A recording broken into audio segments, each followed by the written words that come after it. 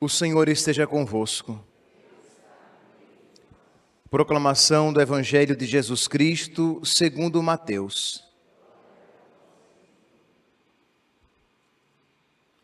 Tendo Jesus descido do monte, numerosas multidões o seguiam. Eis que um leproso se aproximou e se ajoelhou diante dele, dizendo: Senhor, se queres, tu tens o poder de me purificar.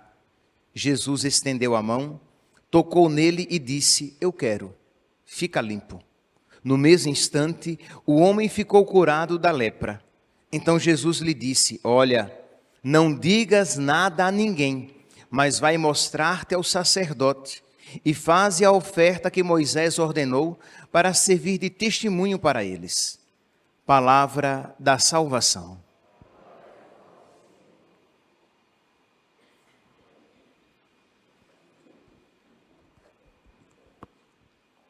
Caríssimos irmãos e irmãs, nós temos a alegria de celebrar hoje a memória de Santo Irineu, bispo e mártir. Santo Irineu é um padre da igreja.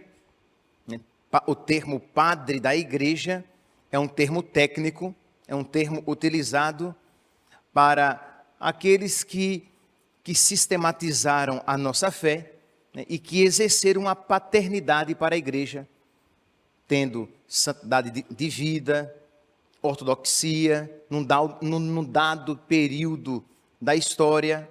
Então, Santo Irineu, ele foi discípulo de São Policarpo, que foi discípulo de São João Evangelista. Então, vocês podem imaginar que Santo Irineu, ele bebeu da fonte, porque foi discípulo de um discípulo do apóstolo. Então, São João teve como discípulo São Policarpo, que teve como discípulo Santo Irineu. E Santo Irineu, para fazer jus ao seu nome, Irene, em grego, significa paz. Então, Santo Irineu, ele se empenhou em pacificar a igreja, para que a igreja fosse para que houvesse a concórdia na igreja. Mas Santo Irineu, ele queria a paz, mas não o pacifismo. O que é um pacifista? Um pacifista é alguém que quer a paz a todo custo, de modo que ele sacrifica até os próprios princípios, até os valores mais altos, para que haja paz. Porque o que importa é que estejamos em paz. E Santo Irineu não era um pacifista, porque ele queria a paz, mas a paz na verdadeira fé, na única fé, na verdade, e não a paz na mentira. Então ele combateu as heresias, ele escreveu várias obras, a mais conhecida, com certeza, foi contra os hereges, que ele escreveu em grego e logo foi traduzido para o latim. Tão relevante foi essa sua obra. E ele combateu principalmente uma heresia que não era, digamos, uma seita. Ele combateu o gnosticismo. O gnosticismo era uma tendência no cristianismo, de interpretar Cristo, de interpretar o cristianismo a partir dos seus pressupostos, dos pressupostos dos gnósticos, e não a partir da fé recebida dos apóstolos. Então, os gnósticos eram aqueles que se diziam sábios e eram muitas vezes homens intelectuais. Comparados aos cristãos, eles eram intelectuais, eles eram muito inteligentes, já que os cristãos, muitos, eram homens e mulheres simples, inclusive os bispos. Não eram homens letrados, mas eles tinham a fé. Mas o que é que os gnósticos diziam? Gnósticos estes, que São João Evangelista já combatera, já tinha combatido. Nós iremos encontrar no Novo Testamento embates de São João e até mesmo de São Paulo contra esses gnósticos que queriam interpretar todo o cristianismo a partir das suas ideias, a partir da sua iluminação e não a partir daquilo que Jesus Cristo tinha dito aos apóstolos e daquilo que os apóstolos, sob a iluminação do Espírito Santo, tinham compreendido e transmitido. Então, vocês podem imaginar aqui a soberba desses gnósticos que achavam que podiam interpretar a fé pela sua cabeça. Então, eles diziam assim: os cristãos, os bispos, esses ignorantes, a igreja, ela tem a pistis, tem a fé, essa superstição. Nós temos a gnose, nós temos o conhecimento. Então, a igreja poderia dizer uma coisa, mas esses, e que às vezes se diziam cristãos, eles diziam, mas Cristo quis dizer isso com isso que ele disse. Então eles davam uma interpretação totalmente desvinculada e desligada daquilo que a igreja ensinava. E queriam isso dizer com autoridade, porque eles tinham a sabedoria, eles eram os sábios, os iluminados, eles possuíam o conhecimento. Esses cristãos, eles têm apenas superstição.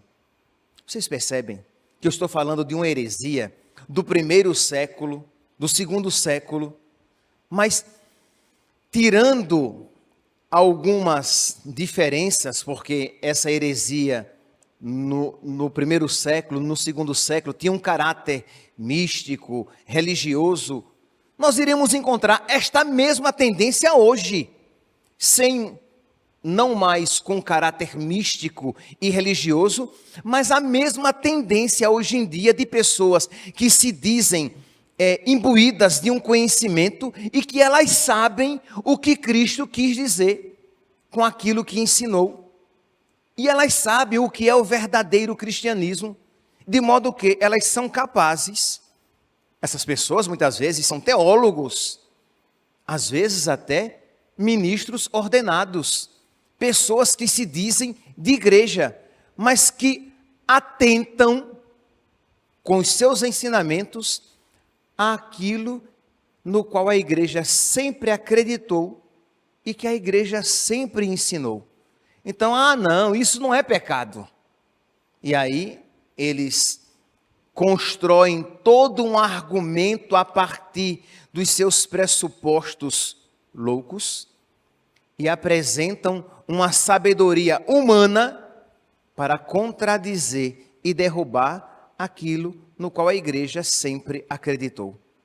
Então existe muito esta tendência hoje em dia, de você pegar algo que há mais de 2000 anos a igreja crê como uma verdade, por exemplo, a presença real, verdadeira de Cristo na Eucaristia, o caráter sacrificial da Santa Missa, que é um sacrifício, e aí vem um iluminado e apresenta a Santa Missa, segundo a sua cabeça, como algo totalmente desligado daquilo que a igreja sempre ensinou. A fé da igreja no perdão dos pecados que acontece no sacramento da confissão. A impossibilidade de uma pessoa em pecado mortal receber a Eucaristia. E aí vem um gnóstico, alguém iluminado por Lúcifer, porque não é iluminado pela fé, não é iluminado pelo Espírito Santo, vem dizer, não, mas a Eucaristia, ela deve ser recebida por todos, porque Cristo veio para os pecadores. É verdade, e a igreja isso sempre disse, mas isso significa que o Senhor é salvação para todos nós e quer que todos os homens se salvem e cheguem ao conhecimento da verdade e de que todos nós nos preparemos para receber a Eucaristia, para que ela produza frutos de santidade em mim, e não para que nós recebamos a Eucaristia de qualquer jeito, porque será para o nosso dano, não para a nossa salvação, para o nosso crescimento espiritual.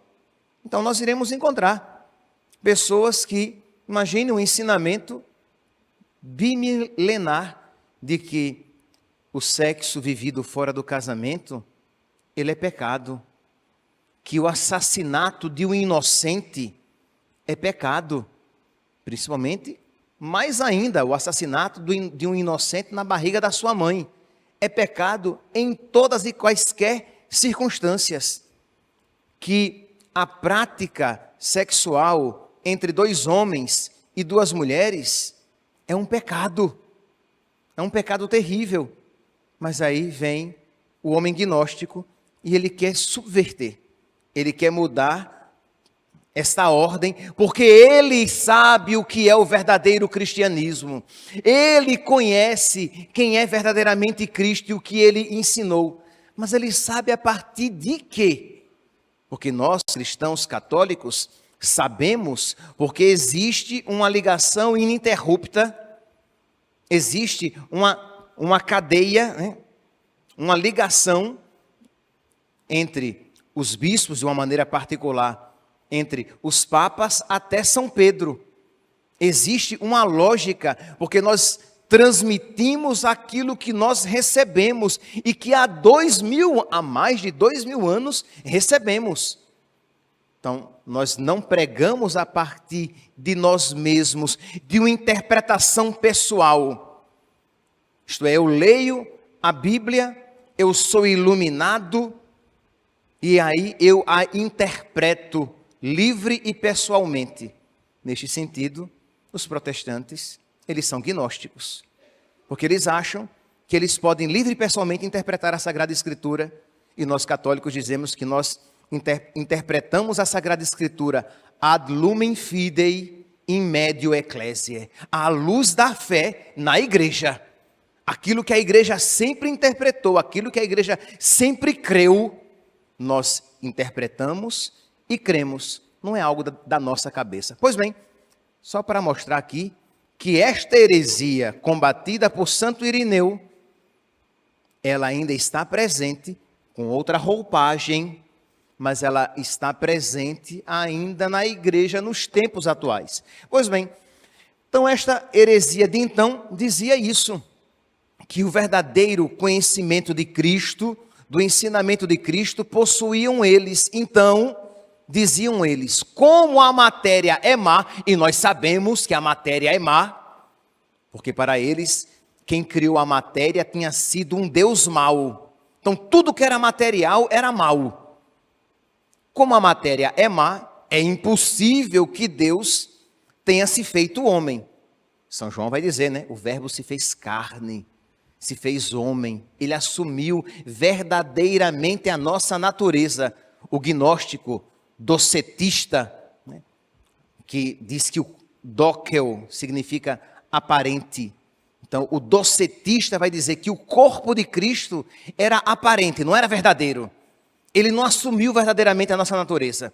Ele não sofreu verdadeiramente por nós. E muito menos ele não morreu verdadeiramente por nós. Foi tudo faz de contas. Foi tudo uma aparência.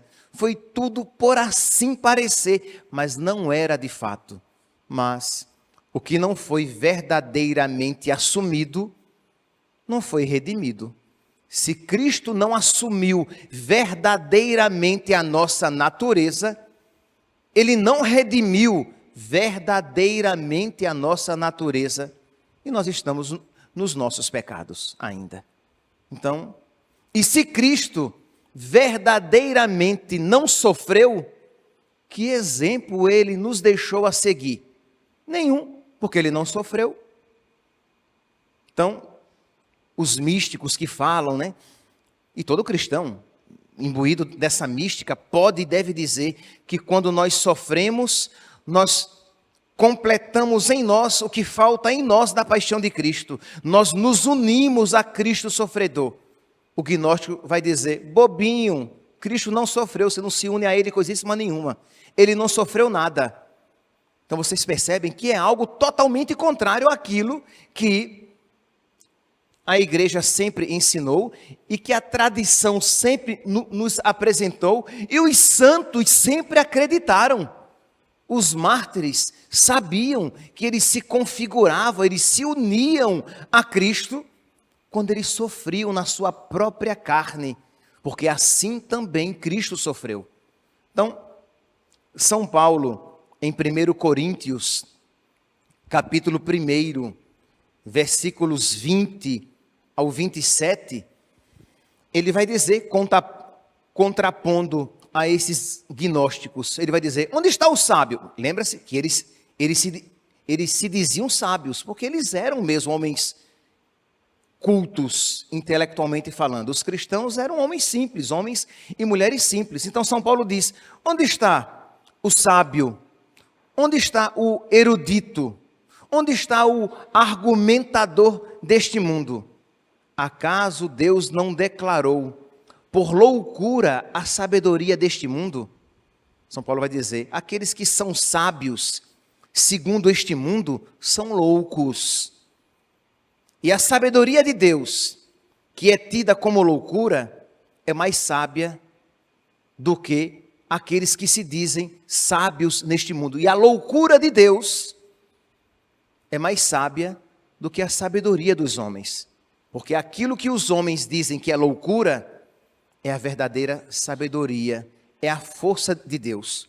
Então, quem aqui não já ouviu algo semelhante quando você demonstra a sua fé?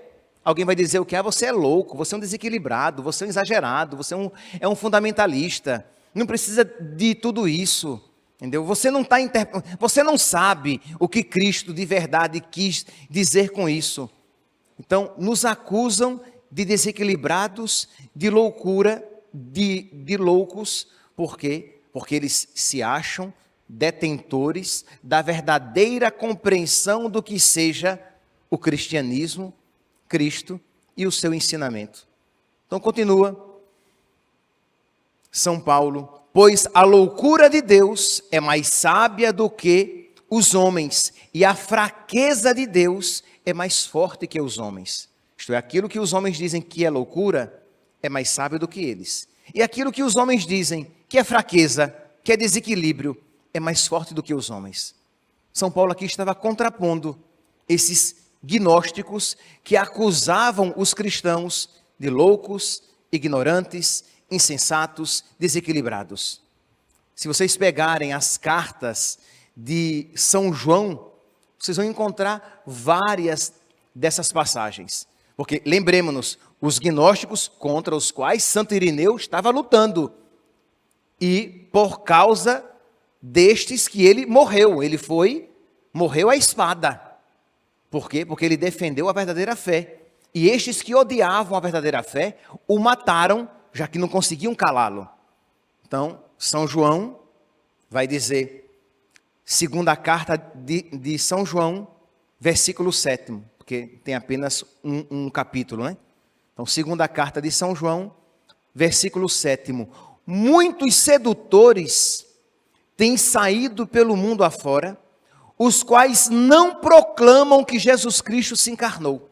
Está falando aqui desses gnósticos que dizem que Jesus Cristo não se encarnou. E nós iremos encontrar outras passagens. Por exemplo, 1 João, capítulo 4, versículos 1 ao 3. 1 João, capítulo 4, versículos 1 ao 3. Pegar aqui a partir do versículo 2. Todo espírito, toda pessoa, todo espírito que proclama que Jesus se encarnou é de Deus. E todo espírito que não proclama que Jesus se encarnou não é de Deus. Quem negar isso não é de Deus. E aí, assim, nós daremos aqui, não dá para se estender muito, dá mais um passo. Os gnósticos diziam, consequentemente, que nós também não tínhamos obrigação nenhuma de amar ninguém. Porque a salvação, diziam eles, se alcança pelo conhecimento. Quando você sabe o que é certo, quando você tem uma fé reta, você se salva, independentemente da sua prática. E cuidado, meus santos, este é um perigo que não está muito distante de nós. Isto é, você diz, eu sou católico, eu não sou daquela heresia tal. E aí você diz, eu não vou dizer aquelas duas letrinhas que resumem, porque senão vai dar um problema na internet, misericórdia. Então eu não sou daquela heresia, eu sou tradição, entendeu? Eu sou da igreja. Ok, graças a Deus, muito bem, você tem uma fé reta, você crê direitinho no que é a igreja. Só que você ama o irmão, você por amor a Deus, você tem feito o bem aos irmãos? Ou você acha que simplesmente porque você tem uma fé clara, intelectualmente reta, mas uma prática desastrosa e desgraçada, você vai para o céu? Não, você sabe direitinho, você crê na missa como sacrifício, você reza em latim, você sabe o credo niceno-constantino-politano de cor, você pede bênção aos padres, você tem uma fé tradicional, mas você é um demônio na sua prática de vida.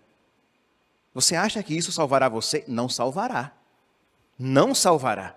E é isso o que São João vai dizer. Olha, quem diz que conhece a Deus, ele está falando com os gnósticos, mas não observa os mandamentos de Deus, que é amá-lo e amar o próximo, é um mentiroso. Não vai para o céu, vai para o inferno do mesmo jeito que os hereges, se não se converterem da sua heresia. Porque não é apenas ter uma fé reta e clara, mas procurar ter uma vida reta e clara. Não apenas crer de uma maneira correta, mas viver de acordo com aquela fé que eu tenho. Porque se eu simplesmente sei o que Deus quer e o que Deus ensina, mas não vivo o que Deus quer e o que Deus ensina, isso não me levará ao céu. Então vai dizer São João, na sua primeira carta, no capítulo 2, nos versículos 3º e 4º. João, capítulo 2, versículos 3º e 4º. Eis como sabemos que o conhecemos, se guardamos os seus mandamentos. Está dizendo aqui para os gnósticos. Vocês dizem que vocês conhecem a Deus? Pois bem, nós só conhecemos Deus de verdade se nós guardamos os seus mandamentos. Quem diz, aquele que diz conhecê-lo e não guarda os seus mandamentos é um mentiroso e a verdade não está nele.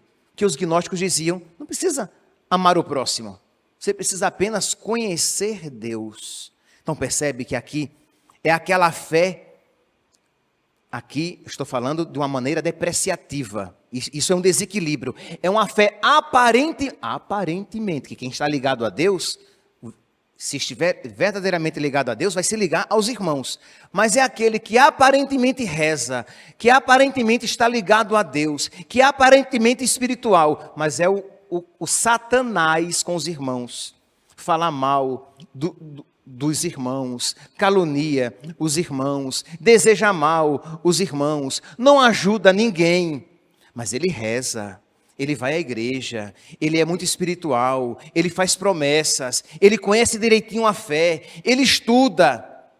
Percebe que isso aqui não está sendo verdadeiro, que se essa ligação com Deus estivesse sendo verdadeira, necessariamente seria verdadeira também uma prática de vida conforme a vontade de nosso Senhor. E por último, para terminar, 1 João, capítulo 3º, versículo 18.